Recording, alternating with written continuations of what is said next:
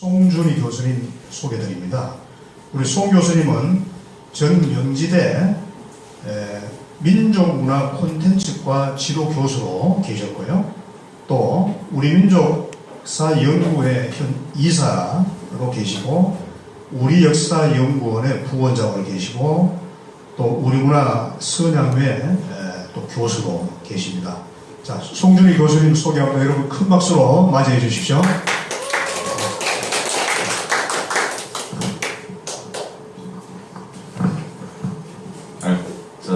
제 대표님 소개해 주셔서 너무 감사드리고요. 또 초대해 주셔서 너무 감사합니다. 제가 예전에 여기 3일 빌딩에 오래 근무를 했거든요. 그래서 여기는 굉장히 낯익은 건물입니다. 지금은 여의도 근무하고 있지만, 오늘 그 강화문을 통해서 이렇게 나오면서 옛날에 이 거리를 이렇게 막걸리 먹으면서 지나가던 그 시간을 잠깐 생각했습니다. 제가 오늘 그 맡은 강의는 우리나라에 전해져 내려오는 여러 가지 사설들이 있습니다. 그 사설들을 종합적으로 모아서 제가 대국민 계몽 활동을 하기 위해서 만든 책자를 오늘 소개해 드리는 겁니다. 물론 비매품이지만 약 한 53페이지 정도 됩니다. 제가 손으로 직접 쉽게 국민들이 어떻게 하면 이해할 수 있을까, 이렇게 해서 제가 정리를 한 내용입니다. 여기 그 아래 한글 파일도 있고요. 그 다음에 파워포인트 파일도 있습니다. 이것은 주인이 없는 것이니까 그냥 필요하신 분들은 다 핸드폰에만 담아가시든지 해서, 제가 이 강의하는 목표는 딱 하나입니다. 여기 오신 분들이 우리 역사를 제대로 알고 그 다음에 돌아가셔서 전파를 해 주셨으면 하는 바람, 딱 두 가지 목적입니다.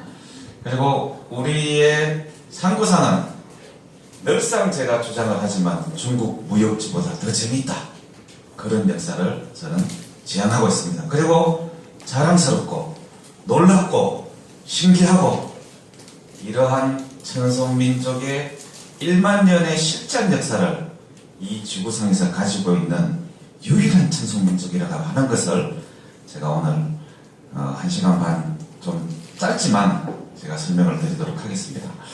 1시간 반을 내리하면은 졸리고요, 지루합니다. 그래서 제가 한 40분씩 이렇게 끊어서 제가 하여튼 지루하지 않게 강의를 드릴 테니까요, 한번 잘 들어주시기 바랍니다. 전면에 나오는 이 화면에 등장하시는 분은 혹시 제가 목소리가 좀 커서요, 괜찮습니까? 괜찮습니까? 네. 전면에 등장하는 것은 지리산 청왕봉에 있었던 마고님 석상입니다. 근데 우리는 마고라 하면은 도교의 목숨을 연장하는 여신으로 이렇게 알려져 있지만, 우리나라 말로 저분이 바로 할매입니다. 할머니. 그래서 이거를 노고라고 뒀어요. 넓은 노자로 써서. 그 다음에 뭐 어머니 산이라고도 하고 할미 산이라고도 하고 노고산이라고도 하고, 그래서 저 고모산이라고도 합니다.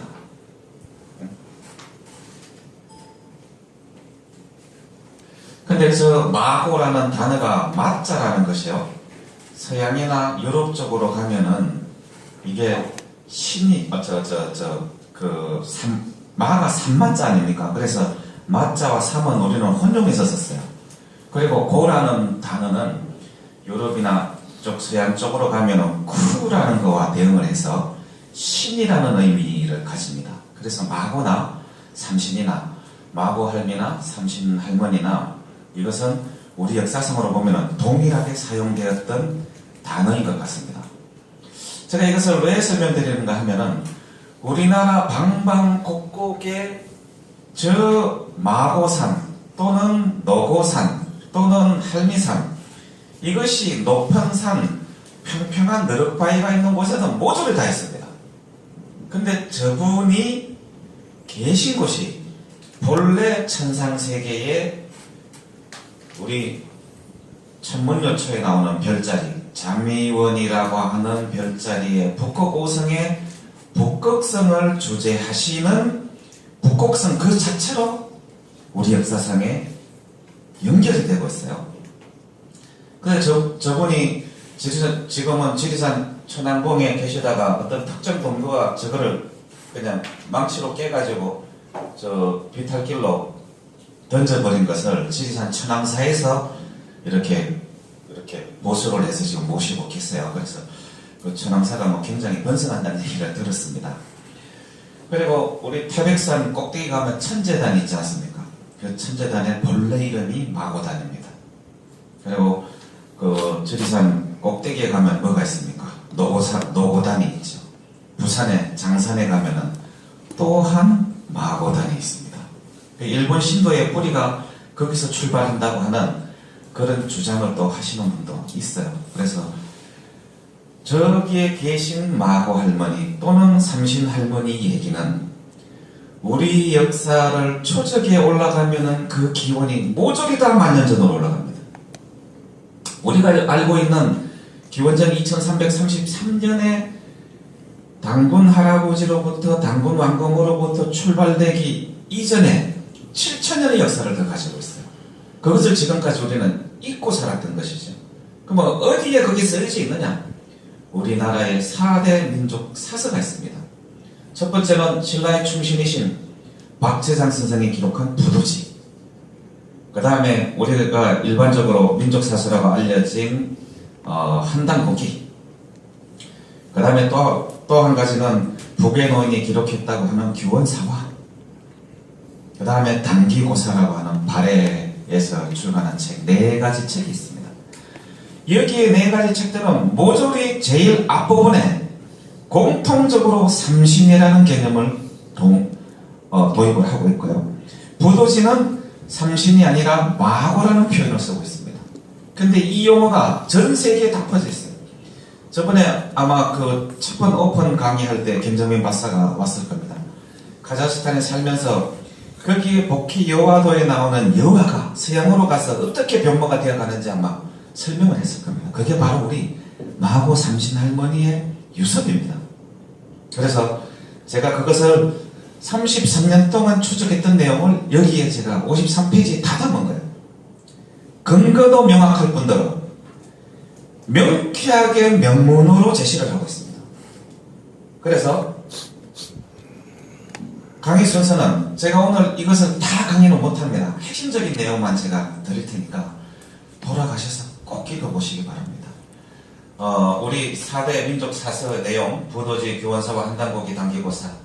우리는 어디서 왔으며 도대체 이 4개의 사서에는 도대체 우리의 역사가 어떻게 이루어져 왔다고 쓰여져 있느냐? 그 다음에 그렇다면은 이러한 내용들이 정사의 내용 속에 들어있지 않냐? 아니다. 조선왕조실록에도 나오고 그 다음에 고조선 시대부터 우리는 이러한 역사서가 있다고 하는 기록이 내려온다. 거기에 잔존 흔적이 부도지, 한당고기, 교원사와 단기고사 이런 데 나온다는 얘기입니다. 그리고 그 중심이 어느 한 곳에 고정되어 있지 않고 별자리의 움직임에 따라서 만년 동안 중심지가 이동되어 왔어요. 천수민족이 당연하겠죠. 지구의 천문의 중심 지역이 바뀔 때마다 그 부도를 이동해 왔다.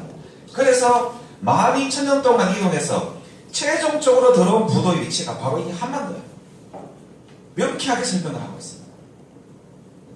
마지막으로 도대체 그 시대에 우리의 한웅께서 당군께서 무슨 일을 했는지 이 4개 사서에 나오는 중요한 내용들을 연대별로 제가 정리를 해봤습니다.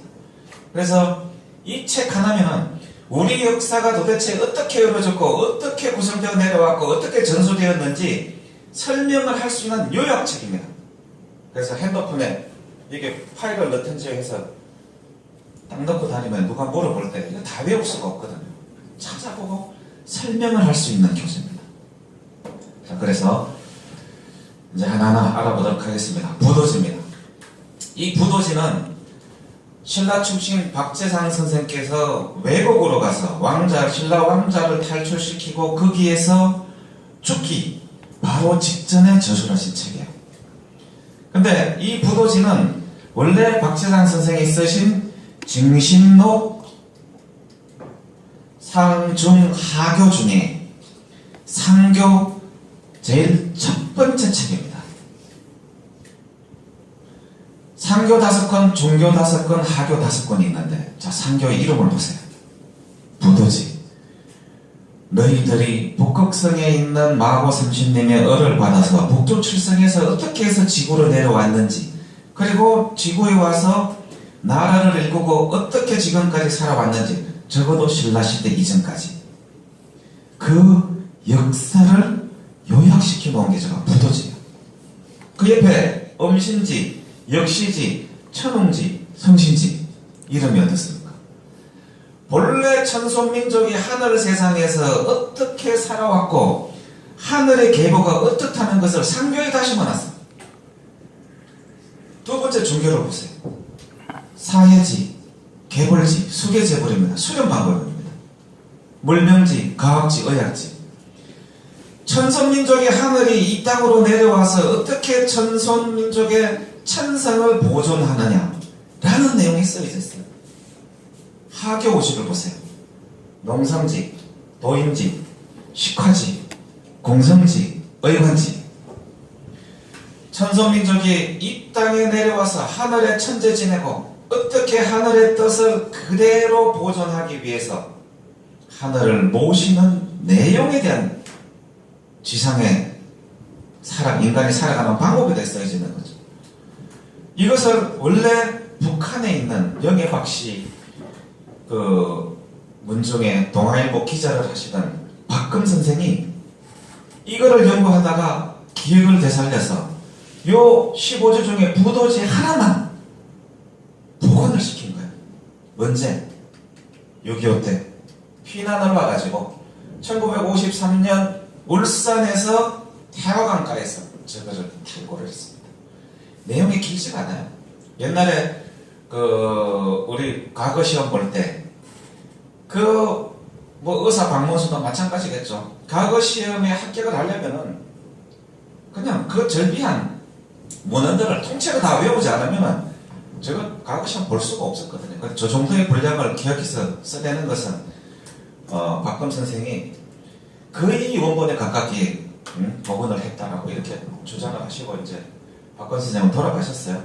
그런데 저 하교 중에 농상지, 도임지까지만 이름이 알려졌었습니다. 그러니까 시중에 지금 나와 있는 것은 하교 식화지, 공승지, 의관지에 하교 오지에 그 이름이 있다는 것을 아무도 알지 못합니다. 제가 저걸 제보를 받았어요. 무슨 얘기입니까? 증신록 15지가 실존할 가능성이 굉장히 높다는 거죠. 물론 박금 선생은 북한의 문천에 거모에 있는 거모종합이학은 거기에 삼신계자 밑에 묻어놓고 다시 돌아갈 줄 알고 내려왔다고 그렇게 말씀을 하세요. 일부에서는 이 부도지 말고 음신지, 역시지, 천운지, 성신지까지 복원을 시켜놓고 돌아가셨다는 얘기가 흘러나오는데 아직까지 저에게는 입수가 되지 않았습니다. 말 그대로 하늘의 역사, 인간이 이 지상으로 내려와서 천성을 보존하는 방법까지 쓰여져 있는 이따가 조선왕조실록 기록을 제가 보여드리겠지만 그러한 내용들이 천선민족의 계보를 타고 쭉 내려온 거 아닌가. 그래서 저는 이 부도지의 역사를 굉장히 중시하고 있습니다. 여기 보시면은 고려 태조왕건이 영예박씨 문중에 왕사를 영예박씨 문중에 보내 부도의 일을 상세하게 물었다고. 이 부도는 밝고 맑은 땅에 선인들이 모여 사는 중심이 되는 도시, 이렇게 이해를 하시면 됩니다. 나중에 이것이 소도라는 개념으로 바뀝니다. 그 다음에 강감성 장군은 여러 차례 영해를 방문해서 전쟁에 대해서 조언을 구했다고 하고, 그 다음에 세종대왕은 아예 영예박씨 종가와 차가의 후예들을 서울로 불러들여 성군관 옆에 거주하게 하고 장로에 임명하고 편전에 들게 하였고, 조선 최고의 천재학자라고 하는 청한자 김신우 선생은 뭐라고 증신록 추기에 기도를 했냐면, 세종대왕의 훈민정음 28자를 징신록에서 치곤해서 뽑아서 썼다고 이렇게 증언을 하고 있어요. 어디에서 나왔겠습니까? 바로 제가 볼 때는 여기 뭐 음에 관련되니까 하늘의 음과 관련된 이 음신지에서 뽑은 거 아닌가 라는 저는 추론을 하고 있는 거죠. 당대 청한자 김시조 선생이 조선시대의 가장 천재학자라고 얘기를 하면서 그분의 시, 그 다음에 그분이 썼던 거모신화나 이런 부분들을 추적하시는 분은 많은데 그분이 썼던 징신록 초기 내용만 들고 나오면 다들 숨어버리세요. 왜?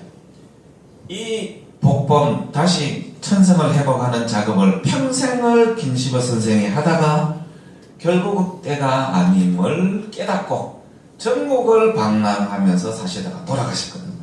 그분의 모든 시를 쓴 뒤에 배경을 보면은 바로 천성회복에 대해서 얘기를 하고 있습니다. 그 시를 한번 찾아다 보세요. 그 다음에 두 번째는 교원서화입니다. 이게 뭐지? 이게 왜 나와 있죠? 파일에. 교원서화입니다. 제가 인터넷상에 1989년도에 최초로 교원사와 진본이 국립중앙도서관에 있다는 사실을 공개를 했습니다. 원래는 1980년대에 사단법인 한배달이라는 곳에서 박정환 장군이 시계가 정보부대 정보부대 그때 보안부대 부대장으로 계실 때 이 사실을 알고 국립중앙도서관에 쳐들어갔어요. 고서 보관실을 근처 차고 쳐들어갔어요. 찾으니까 여기 국립중앙도서관 진본도서 목록 기준본 629 고서 2105-1 그걸 다 카피해서 나온 겁니다. 그전에는 양조동 박사가 지금 필사본을 갖고 있었어요. 국립중앙도서관 사서가 이게 진본이라고 하고 이 인사동 거리에서 김수일이라는 사람으로부터 그때 당시 100원이면 미국까지 갔다 올 비행기 싹 정도의 거금을 주고 산 교원사와 진본이라는 낙인이 딱 찍혀있어요. 인터넷상에 그것을 공개하고 나서 이것을 공격하는 사람은 한 명도 없습니다. 부도지의 내용과 한단고기의 내용이 교원사화의 내용과 줄기가 똑같습니다. 교원사화가 미서면은 한단고기도 미서가 돼야 되고 부도지가 미서가 돼야 되는데 조선조 숙종 2년 1675년 3월경에 북의 노인이 쓴 진본이 발굴됨으로 인해서 민족사서에 대한 미소로는 싹 사라져버렸습니다. 교원사화가 미서라고 하는 사람은 찾아볼 수가 없는데 이제 교원사화 얘기는 안 하고 한단고기 부도지만 갖고 늘어집니다. 진본이 아직 발견 안 했다고. 그 사람들은 이 책을 읽어보지 않았습니다. 왜? 교원사화나 한단군이나 부도지나 단기고사가 똑같은 역사를 얘기하고 있다는 강론에서만 달라지거든. 그래서 저한테 미소로 떠드는 사람들은 꼼짝을 못하죠. 이 교원대 송호적, 경희대 조인선, 이 아주 입에 거품을 울면서 우리 민족사서 미소론을 주장하는 사람들인데, 자 밑에 보세요. 2010년 4월 16일 북한 김일성 종합대학 문학대학 오희복 교원이 69세 교원사를 김일성 종합대학 출판사를 통하여 번역 출판하여 공개하였고 북한은 이미 정부 사료화 해버렸어요. 제가 알기로는 평양 박물관에는 입구에 들어가면 그 좌측에 단문 47대 이름이 다 조각이 되어 있는 걸로 제가 알고 있어요. 이게 얼마나 기가 막힌 얘기입니까? 북한 공산당도 이러한데 이게 무슨 얘기입니까? 김일성 대학 다니는 학생들이 이 책 본다는 얘기거든요. 교원사. 그래서 신의 해설본이 이미 나와 있습니다. 그 다음에 세 번째가 한단곡입니다. 희한하게 제목만 해도 딱 가져놨네. 1911년도에 운초 개원서 선생이 그대로 전해 내려오던 삼성기 이게 중심이 한인과 한원의 역사입니다. 제가 뒤에서 말씀드리겠지만 기원전 7197년에 개국된 일곱 왕조에 거쳐서 3301년 동안 통치했던 그 우리나라 최초의 역사를 기록했고, 그 다음에 기원전 3897년에 개국이 돼서 1565년 동안 18분의 한웅이 통치한 한웅시대, 이 역사를 바로 이 삼성기에서 기록을 하고 있습니다. 그 다음에 이 단군세기는 바로 고려 행촌 이양 선생이 고려 공민왕 때 최고의 충신이었어요. 그분이 47분의 단군의 역사를 연대별로 서술을 해서 편찬을 한 단군조선의 진목맥을 볼 수 있는 사서입니다. 나중에 그 계산 이맥 선생이 단군생기를 쓰신 행촌 이양 선생의 고선자가 태백일사를 쓰셨는데 거기에 단군의 역사만 싹 빠져있어요. 왜? 지방문중의 어른이 단군생기를 기록해놨으니까 선조에 대한 예우로 단군생기는 빼버린 거예요. 그리고 북부여기, 이 4개의 사설을 모아서 1911년도에 운초 개연서 선생이 출간을 했는데, 바로 신흥무관학교에 있었던 그때의 지도자급에 있었던 장군들이 자금을 내서 저것을 복원한 걸로 알려주고 있습니다. 일제의 한거에서 군사교육을 시킬 때 이것을 일부를 교재로 썼다는 얘기거든요. 그래서 제가 국회의원 이름이 갑자기 생각 안 나는데요. 그분이 정산도에서 하는 한당고기 북코스트에 연사로 나와서 그걸 증언을 했어요. 그 자금을 그때 오동진 홍봉도 장군이 됐다고, 이 복원 자금을. 그래서 저도 깜짝 놀랐죠. 그래서 이 한양당 이효립 선생이 서성이었던 운초 개연서 선생이 바로 이 대동강변에 일제가 보낸 밀정에 사로잡혀가지고 이 목이 잘린 육시된 시체로 대동강변에서 개연서 선생이 발견이 됩니다. 이유가 뭐겠습니까? 이 역사가 알려지면은 일본이 조선을 통치하기가 굉장히 어려워지는 거예요. 2600년에 불과한 일본 역사가 아니 도대체 만년이 넘는 역사를 어떻게 통치하겠다는 얘기입니까? 그것을 본 한암당 이효립 선생이 저 책을 가지고 남하를 했어요. 그래서 그때 여기 한당곡이 이제 여기 지금 해설본이 나와 있습니다. 한배달을 사단법인 한배달을 이끄시는 박정환 장군이 한암당 이효립 선생을 모셔서 만든 사단법인이 바로 한배달입니다. 여기서 이효립 선생이 1980년 4월 17일 저녁 7시에 여러 제자들을 모아놓고 이제 이 역사를 당신들이 해야 된다라고 말씀을 하시다가 9시 20분쯤에 뇌출혈로 돌아가셨어요. 실제로 저분을 돌아가시는 임종까지 보신 유일한 단체가 사단법인 한배달입니다. 그래서 그 한단고기에는 제가 말씀드린 삼성기, 단군세기, 그 다음에 북부여기, 그 다음에 태백일사, 여기에 우리가 경전이라고 하는 천보경 3일신고, 이러한 모든 경전이 태백일사에 다 들어가 있습니다. 그래서 혹자들이 이 북부여기는 저자가 알려지기 잘 확인이 어렵다 그래서 이게 위사라고 주장하는 사람들이 있었는데 제가 이게 이 추적을 한 겁니다. 검성범씨 대동보를 딱 보니까 이게 효액의사 범장이 북부여기를 썼다고 했는데 이게 검성범씨 대동보입니다. 족보입니다. 족보에 뭐가 있습니까? 북부여기 약초. 자기 조상이 북부여기를 썼으니까 족보에다가 실은 거야. 그거 무슨 얘기입니까? 북부여기가 있었다는 얘기죠. 그 다음에 이제 단기고사입니다. 단기고사는 발해 대조영의 아우 대야반이 발해문으로 727년에 쓴 책을 황조복이 825년에 한문으로 옮겼다. 그런데 이 1912년에 단재 신채호 선생이 이 출간을 하려다가 실패를 하게 되는데 결국은 나중에 출간을 했습니다. 이 중간서를 단재 신채호 선생이 쓰셨어요. 얼마나 중요했으면 신채호 선생이 이 책에 중간서를 쓰셨겠습니까? 제가 시간을 좀 오랫동안 할애를 해서 보도지, 한단고기, 그 다음에 법부여기, 단기고사 이 설명을 드리는 게 뭐냐면 교원사와 진본이 국립중앙도서관 고서기준본실에 존재하는 이상 줄기가 같은 이 세계 사서의 역사는 허구의 역사가 절대 될 수가 없다. 그렇다면 조선조 숙종 때 북의 노인이 쓴 저 교원사원을 부정을 해야 되는데 부정할 도리가 없다.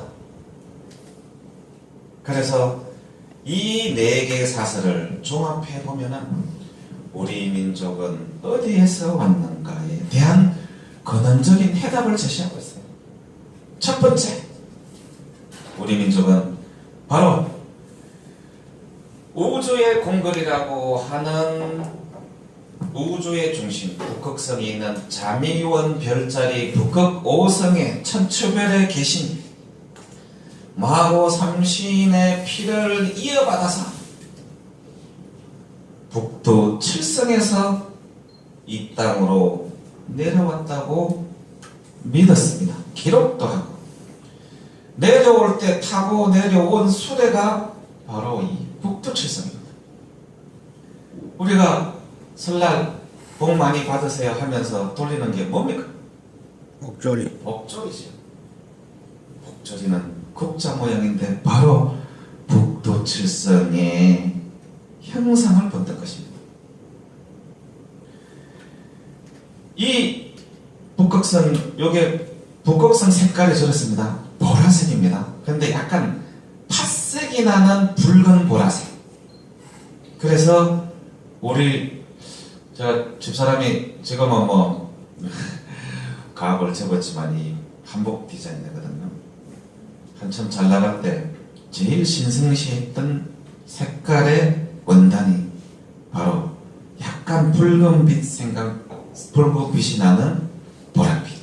신성시했어요. 왜? 우주를 주재하는 북극성 색깔이기 때문에 그렇습니다. 그래서 지금 좀 있으면은 만산에 그냥 피는 진달래 꽃을 가지고 음력 3월 3일날 진달래 화전을 부쳐 먹지 않습니까? 북쪽에서 그 꽃을 천지화, 하늘을 가리키는 꽃이라고 얘기를 합니다. 그리고 그것을 중국에서 마화라고 합니다. 마고님 꽃이라고 얘기해요. 왜? 저 북극성을 가리키는 꽃. 그리고 그 수술이나 잎을 떼가지고 하루만 보관을 하면 저 색깔하고 똑같은 색깔이 나옵니다. 3월 3일은 북극성에 계신 마고님 생신날이라고 우리 민족은 믿었습니다. 그래서 3월 3일날을 굉장히 중요시했어요. 제가 다른 데서 강의할 때 말씀을 드렸지만 3월 30날 우리나라의 100만 무당들이 모조리 다 산에 들어가서 기도를 들어갑니다. 왜? 북극성 생신의 북극성에 계신 마군님의 생신날이기 때문에 그 사제들이 산에 들어가서 하늘에다 제사를 지내는데 그 사실을 아는 사람이 불행하게도 많지가 않다는 얘기입니다. 그래서 우리는 이 북극성의 을을 받아서 북두 칠성에서 은하수 33개 별을 타고 이 지상으로 내려왔다고 믿었어요. 그래서 북극성은 우주의 모든 것을 주재하는 주재자요, 북두 칠성은 북극성의 명을 받아서 우주를 하루에 한 번씩 좌측으로 운행시키는 힘의 실체, 비서실장. 우리는 북극성의 명을 받은 북두 칠성의 지시에 따라서 역사를 이루어간 천선민족이라고 이렇게 믿었다는 얘기입니다. 그래서 북두 칠성의 모습이 이렇게 하루 동안 이렇게 운행하는 모습을 동서남북에서 놓고 보면은 저게 불교의 만자하고 똑같이 됩니다. 이게 그래서 우리가 이 바람개비 어릴 때 만들어서 많이 떨고 다녔잖아요. 그게 우주 운행의 모습입니다. 그래서 제사 지낼 때 이렇게 손을 올릴 때 이렇게 좌측으로 3번 돌리는 이유도 바로 삼신의 의미고 우주 운행의 의미입니다. 달리기 오른쪽으로 하는 거 봤습니까? 오른쪽으로 못 뜁니다. 우주의 운행에 역행하기 때문에. 그래서 우리는 모든 게 좌측 통행, 좌측으로 하는 문화를 갖고 있습니다. 서양 문화는 동양 문화에 대한 반감을 가지고 있기 때문에 모든 것을 다 반대로 합니다. 뭐 우측 통행이라든지 사고하는 것도 그렇고요. 그래서 우리는 거기서 왔다. 그래서 사찰, 전국에는 사찰 뒤쪽에 가면은 뭐가 있습니까? 칠성각이 있죠. 삼신각이 있죠. 삼성각이 있죠. 그것은 전부 다 북극성과 북두 칠성 문화를 가지고 있는 겁니다. 그래서 우리 천상의 역사, 천소민족의 역사를 강의하던 장소가 마을 방방곡곡에 있던 성황당이라고 부도지에 적시가 되어 있습니다. 하늘의 천재를 지내고 주변의 마을 사람들이 또는 그 고장 사람들이 여기에 모여서 마고의 역사를 교육하던 교육장이었다. 그러면 하늘과 교통하는 교통나는 뭐냐? 그 뒤에 있었던 성황당 나무. 큰 데는 3그루가 있고 작은 데는 1그루가 있는데 그 나무를 통해서 북극성과 북쪽 칠성과 직접 교신했다고 믿었어요. 그게 북방으로 가면은 저 역할을 하는 게 바로 자작나무입니다. 자작나무는 어떻게 생겼습니까? 하얗게 생겼잖아요. 우리가 기도할 때 하얀 도포를 입고 어머니들이 하얀 적상을 입고 기도하는 이유가 은하수 하늘 색깔이 바로 하얀색이기 때문에 그렇습니다. 그 은하수 33개 별을 타고 올라가면은 제일 꼭대기에 만나는 마고 삼신 할머니, 그게 바로 북극성이다. 하얀 주발에다가 정한수 하나 떠놓는 것도 바로 은하수를 얘기하는 것이다. 그래서 그걸 천안이라고도 하고 요단강이라고도 하고 황천강이라고도 하고 다른 데서는 한수라고도 해요. 그 지역의 가장 중심이 되는 강. 그게 우주 운행의 원리하고 똑같이 강 이름이 연결이 되어 있습니다. 그래서 이제 새로 밝혀진 천선민족의 연표. 기존까지는 7197년에 올해가 9216년입니다. 여기 과거 자료에서 그러니까 이걸로 보시면 돼요. 최초로 개국이 된 한인시대 앞에는 삼신이라는 개념으로 신정시대로 나눴었어요. 한당고개나 교원사와 단계고사나 다 똑같습니다. 그런데 부도지만 유일하게 한인시대 앞에 1940년, 즉 2000여 년의 역사가 더 있다는 것을 적시를 하고 있습니다. 북극성에 계신 마고께서 이 땅으로 내려와서 두 분의 따님 궁이와 소이를 두셨고 또 그 두 분은 황궁, 천궁, 백서, 흑서 4분의 따님을 주셨는데 우리는 마고로부터 궁이씨로부터 황궁씨 직계로 내려온 장녀 또는 종손민족이라고 얘기를 하고 있습니다. 그 시기가 딱 적시되어서 올해가 마고는 신정시대, 하늘 역사가 이 땅으로 내려와서 만들어지기 시작해서 황궁씨 시대에 완성이 됐다고 보는데 황궁씨 기원 올해가 11,156년이라고 부도지에 적시가 되어 있습니다. 그리고 그 황궁씨의 큰 아드님이신 수인씨 또는 유인씨라고 얘기하는데요. 중국에서 사망 중에 최초로 화식을 하게 하고 불을 일으켰던 신으로 알려져 있던 그분이 황궁씨의 아드님으로 나오고 이분의 뒤를 이어서 비로소 기원전 7197년에 1세 한인께서 한인시대를 3301년까지 1년 동안 기원전 3897년 한웅께 제위를 거발한 한웅께 제위를 물려주기 전까지 통치했다고 하는 이 앞부분의 역사를 유일하게 기록을 하고 있다는 거예요. 그러면은 삼신이나 마고 시대가 우리가 지금까지는 불명확한 시대로 알고 있었지만 부도지를 통해서 이 마고 시대에 어떤 역사가 있었다고 하는 것이 너무나 자세하게 쓰여져 있는 거예요. 그래서 이제 이렇게 한인시대, 한웅시대, 당구시대 요거를 제가 5분 쉬었다가 핵심적인 내용만 제가 시대별로 내가 요약을 해서 설명을 드리겠습니다. 나머지는 오늘 이 시간이 다 할 수가 없어요. 그래서 읽어보시면 됩니다. 기가 막히고 코가 막히고 가슴이 답답한 역사가 여기에 숨겨져 있어요. 전파를 해야 됩니다. 자, 10분만 쉬었다 하겠습니다. 감사합니다.